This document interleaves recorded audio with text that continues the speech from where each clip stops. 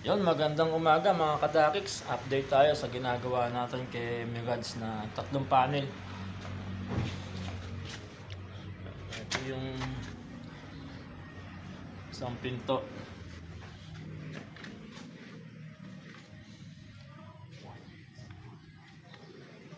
Ayan, balot na siya. Parang walang overspray. Ito yung pangalawa. Ayan. Okay na yan. Ito. Bali ang kulay lang natin, kung saan lang yung may primer, lalagpas lang tayo ng konti. Dito lang. Para yung original na kulay niya hindi matatakpan. Yung iba kasing pinto, halos lahat binubuo. Kaya nawawala sa pagka-original yung dating kulay. Pagka natapos, magkaiba na yung kulay.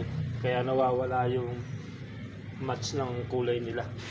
Dapat ang tirado nito, blender lang natin. Dito lang siya. Yan ang latest natin sa Mirage.